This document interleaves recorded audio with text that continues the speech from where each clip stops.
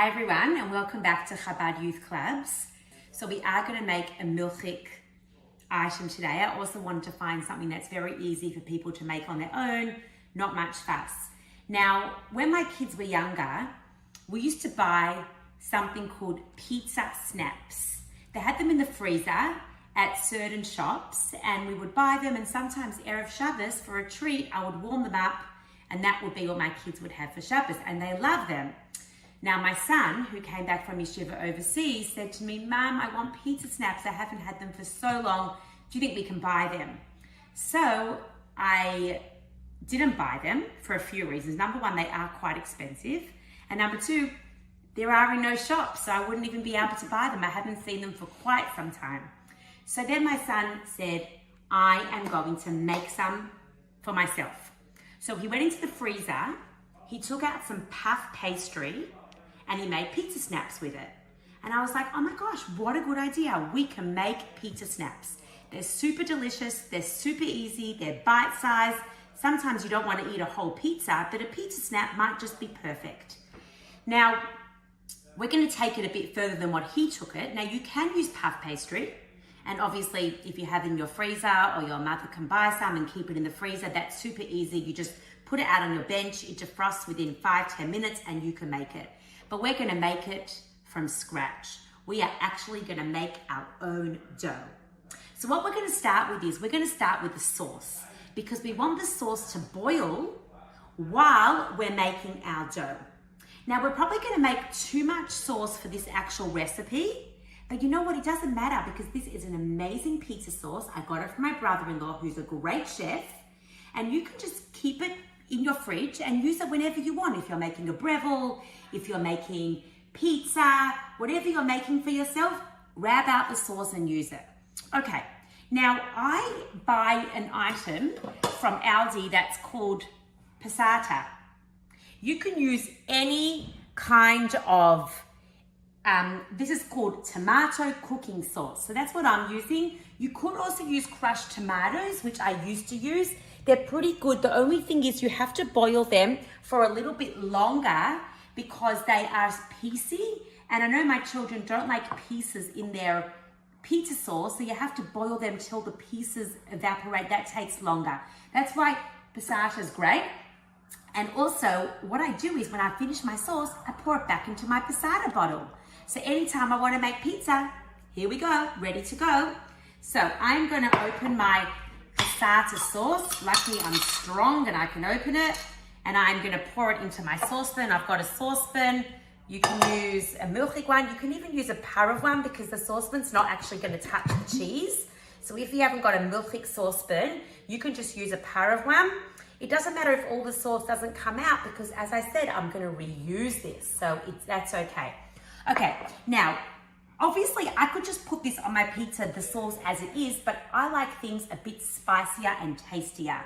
Now, I'm going to give you amounts I use. If you taste the sauce and you're like, oh, it's got a bit too much garlic, we don't like so much sugar, next time when you make the sauce, you can put in the amounts that works for you. So what I'm going to do is, and I'm also using a big jar that is 700 grams. So if you're using a smaller thing, you'll have to maybe halve all the things I'm going to be adding, because the taste will be too strong otherwise. Okay, so the first thing I'm going to add is a tablespoon of garlic powder. We love garlic in my house. I use it in nearly everything. You could use fresh garlic if you want it to be super fancy. I'm using today my measuring spoons that have all the different measurements in one, easy to work with. And I'm putting in a tablespoon. And it doesn't matter, some fell in, that's okay. Garlic is always great, it's healthy, it's even good for corona, very healthy. Now we're putting in a tablespoon of sugar. Again, you can put less. If you don't like your sauce so sweet, you can put in less, around a tablespoon. None of these amounts are so exact. So if you like it a bit sugary, a bit less sugary, that's fine. I'm just kind of pouring it in a bit too much. I'll put a bit back. Here we go. Sugar. Now I am going to put in a teaspoon of salt. I think a teaspoon might be enough. A tablespoon would maybe be a little too salty. Again, you might want to adjust it. I've just got regular salt, nothing fancy. in it goes. And oregano is great on pizza. Actually, someone recently said to me to put basil on pizza, which apparently tastes great, but I'm just gonna do oregano. You can put any spices that you like in your sauce. Put a bit back, there we go. And an option that I love is putting in chili flakes. We love things spicy. You don't have to put chili flakes in yours. I'm putting it in because we like spicy foods. You can add cayenne pepper, you can add anything else you like. Now what I'm gonna do with this is I'm gonna put the lid on and I'm gonna boil it on the stove a bit while we're making our dough so it can get ready. We can mix it as we go or we can mix it right away. It doesn't really matter. Maybe I will just give it a quick mix before we start. I'll just grab my mixing spoon. I'm just gonna use a wooden spoon and we'll give it a mix. You could mix it later. It doesn't really matter when it gets mixed because in the end, all the ingredients are going to be mixed together. So now I've got the same sauce I started with, a few spices. You don't have to boil it up. You can probably use it right away, but I think the flavors will blend in better if I boil it up. So I'm actually going to boil it. And here we go. I'm putting it onto my stove, turning my stove on. You might need someone to help you with turning your stove on. I'm just going to keep an eye on it. If it starts boiling a lot, I might have to come check it because I don't want to mess all over my stove. So we're going to keep a bit of an eye on that from the side of our vision. And now we're going to get going with our dough. Now, when I make pizza dough, I don't use the recipe I'm using today. I've got an amazing recipe, which I'm happy to give to anyone that wants. But the recipe I usually use has to rise.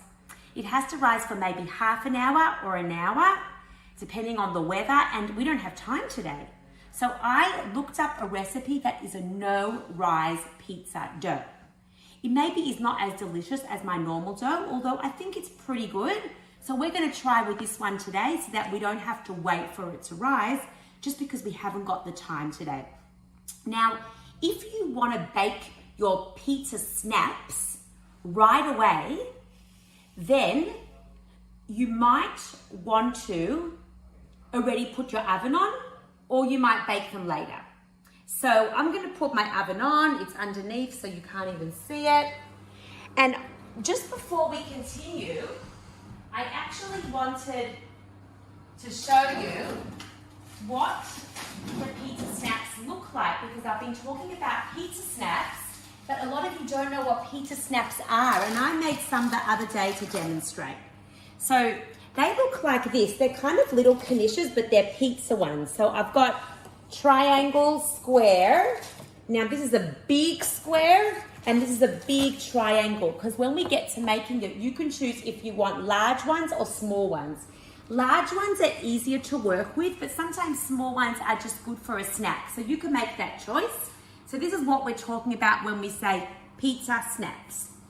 Okay, let's get our dough going. I forgot to mention at the beginning, we need to wash our hands with soap. I've already done that. Or you can wear gloves because we're gonna have to knead our dough. So whatever works for you, I've already washed my hands with soap, or you can get on a pair of gloves if you don't want to get yourself all dirty. I might just remove my watch and I might remove my bracelet so I don't get it all doughy. Okay, here we go.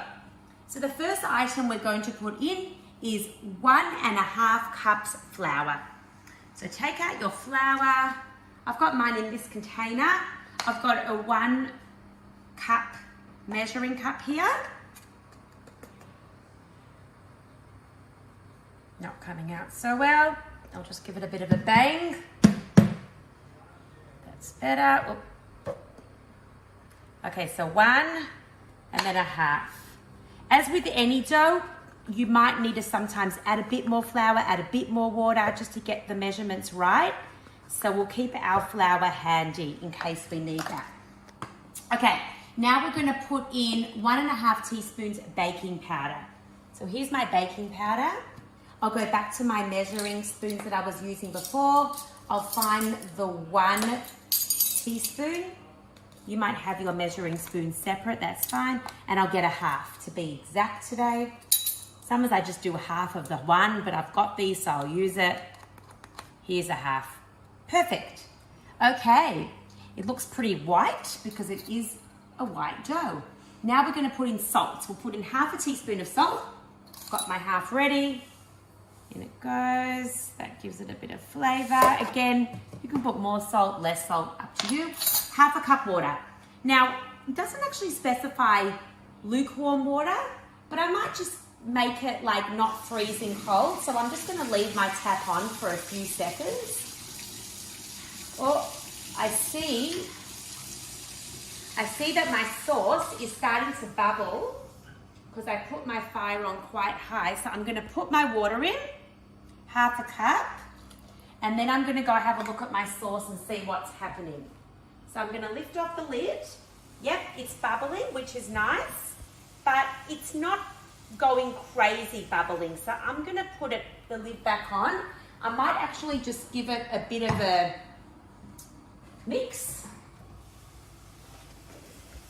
Yeah, that's good. It's even, I think, starting to, it soon might stick to your actual pot, which we probably don't want it to get sticky. So if it's just boiled, I think you can turn it off, or you can go a bit longer if it's a very low flame. I'm not going to be able to keep such a good eye on this, so I'm nervous to just leave it and it might burn or go everywhere. So I'm just going to turn it off. I think that's fine. I'll leave the lid on for the moment so that the flavors can keep on. And it's still, I'm leaving it on the stove because it's still warm. So that would kind of make it cook a little longer. Okay, so now we are up to the oil. We've got half a tablespoon of oil. So let's get back a half a tablespoon. Okay, so I actually have a half a tablespoon. If you don't do about half of your tablespoon, your full one, but I've got a half one, which works out great. And here we go. Perfect. Okay, now we are ready to get this dough going. So I'm just going to make a bit of space here because we need a bit of space on our bench. Always try clean up while you're cooking because otherwise at the end you've got a massive mess. So for example, if I finish with these ingredients, I can already put them away. So at the end, I'm not overwhelmed with how much cleaning up I have to do. It's good to clean up as you go because it makes the job seem easier at the end.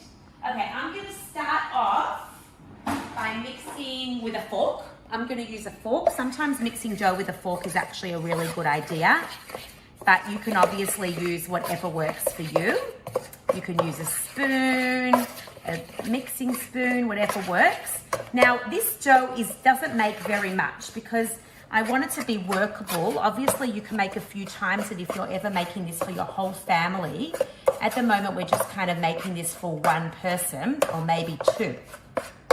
So that's why it's not a very large dough, and it makes about maybe 4 large pizza snaps or 9 smaller ones.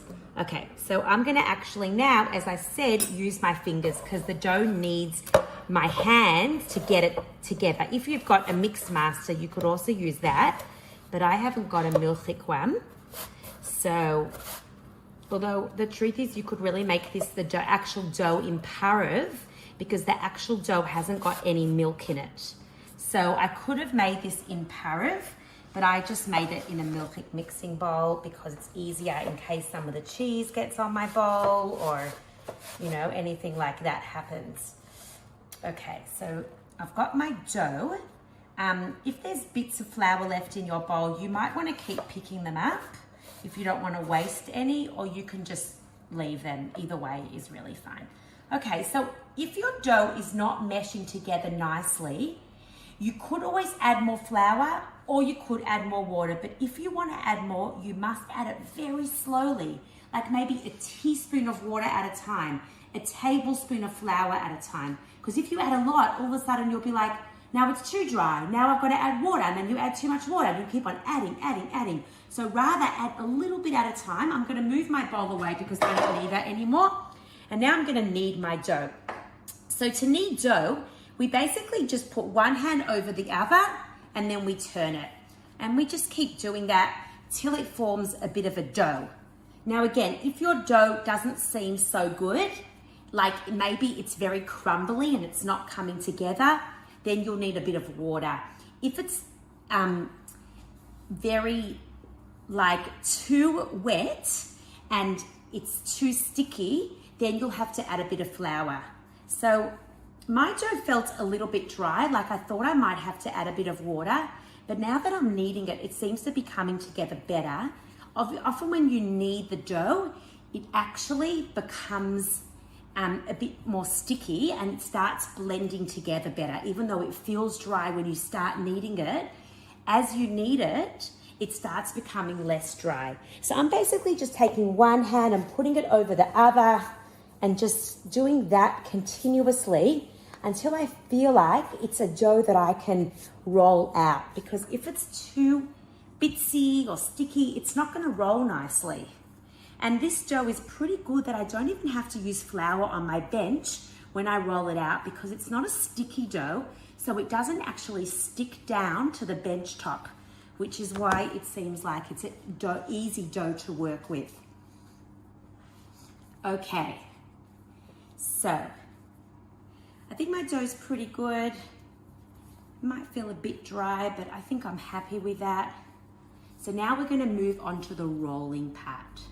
Now, we want to roll it quite thin because we don't want it to be too thick, the dough parts of our pizza snaps. The truth is, it doesn't matter if it's a bit thicker, especially if you like things doughy. Like some people like pizza with extra crust. You know, they like that thick dough, and some people like it thin, so it's up to you. So now we're going to try to get our dough into some kind of a square. So I'm kind of just getting it into a square to start with, so I know what I'm working towards. It's not going to be an exact square. It's hard to get it exact, but we'll just try to. So what I'm going to try to do is I'm just going to try roll a bit each way. One way, then the other way, one way, then the other way. Now, it's actually turning a bit circular, but I'll try to get it into a square once I've rolled it out a bit more. So it's a bit of work rolling it. You're gonna have to use a bit of muscles, you know, to get it quite thin. And I'm trying to kind of now work a bit towards the edges to turn it into a bit of a square shape. So I'm not just rolling it that way, I'm also rolling it a bit diagonal to try to get myself a bit of a square shape. Okay, now we're rolling it out.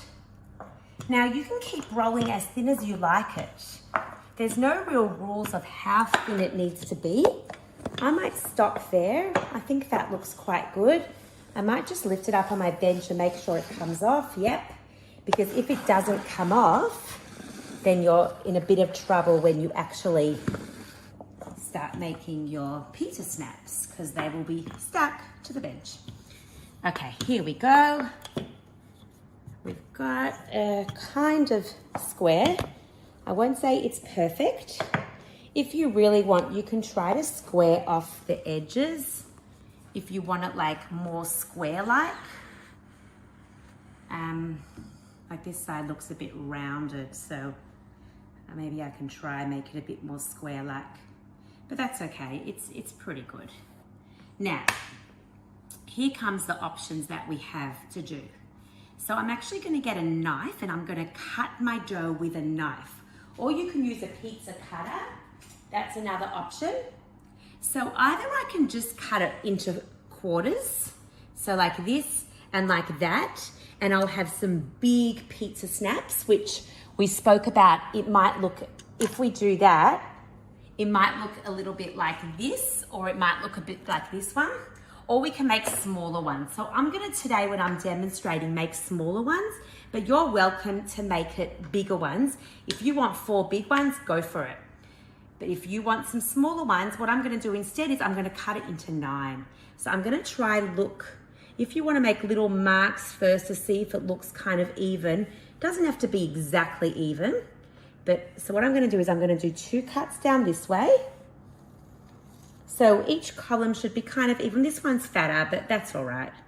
And I'm gonna do 2 down this way. It's good that the dough moves. It means it's not sticking to my bench. Okay, now we have 9. Okay, so they're not exactly squares, but that's all right. Okay, now, there's two options when we're going to make the pizza snaps. We can either fold them in half to make a triangle, like that, or we can put two on top of each other and make a square. So you can choose what shape you want to make them. Triangles sometimes is easier because then when we're folding it over, we only have to pinch 1, 2 sides. Whereas if we're doing a square, we have to pinch 1, 2, 3, 4 sides. But maybe you can make some of each to get the hang of it. So I'm gonna just actually spread this out a bit because some of my pieces of dough, especially at the center, because I must have rolled it out thinner at the edges, are a bit fat, which some people like that, but I feel like I'm just gonna roll these out a little more. The ones that look to me like they're very, very thick. Yeah, I'll just roll them out a little more to make them a little bit thinner. Sometimes it's easier to roll out when you're just rolling out one square. Oh, that went a bit funny shaped. But even if they're funny shaped, when you get the triangle going, you can fix that up. So don't get too fussed. Like this one is a bit triangle looking, but you can just roll it out a bit or move it out a bit and you've got it. Okay, so now I'm going to take back my sauce, which is ready to go. Careful when you take the lid off. If the steam is flying out, stand back a bit, because sometimes when you take a lid off, the steam might go into your face, and that could be quite dangerous. And now I'm going to get a spoon. And what I'm going to do is, I'm going to put some sauce in the middle of each square or triangle, depending what I'm making. So if I'm making them into a triangle shape, I don't want to put too much sauce. If it's a square, you can put a little bit more because you're putting one on top. But if it's this, I have to fold it in half. And I don't want to put the sauce to the edges because then when I'm folding it, it won't stick down well if the sauce is there. It's kind of like when you make Hammentaschen, that you don't want to put too much filling, but you do want enough filling. Maybe I'll put these two into a square so I won't put any sauce on that one.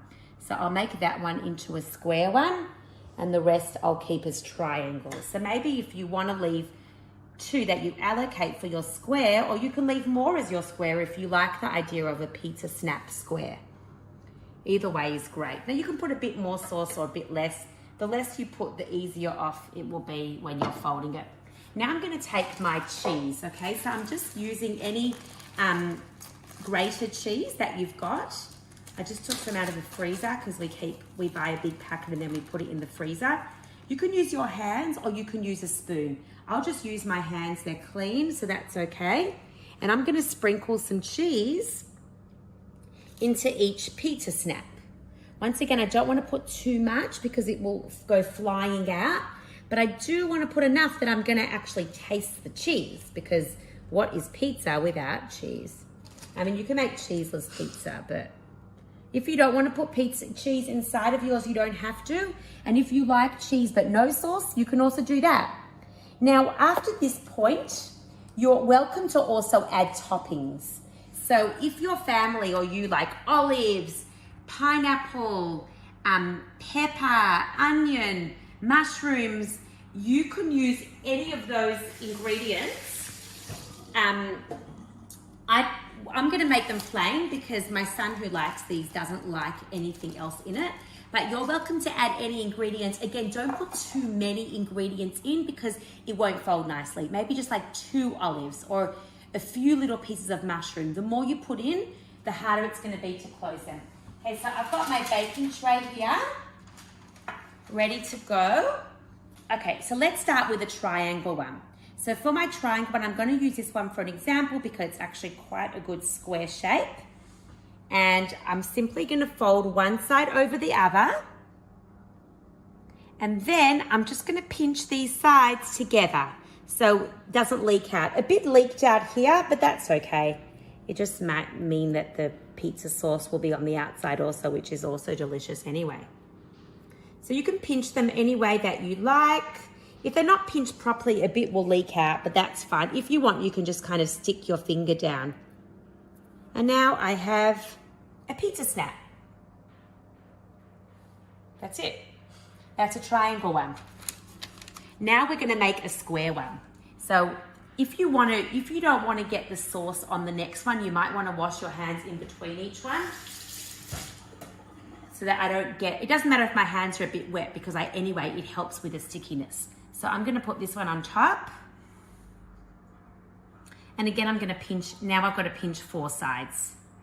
So I could have maybe put a bit more mixture inside because it doesn't feel so full. So if you want, you can lift up the flap and add more, or you can just leave it like that because you'll still have the delicious dough even if there's not that much cheese and sauce inside. So if you feel like you want to add more, you can just lift the flap and add more. Okay, I'm just going to make sure my sides are squeezed well. And here I've got a square one. So it just depends what shape you like. You can make square, you can make triangle. You're welcome to make maybe a dipping sauce. If you like Thousand Island, you can mix up some tomato sauce, mayonnaise and spices and you can dip it into that. You can put cheese maybe on top of it.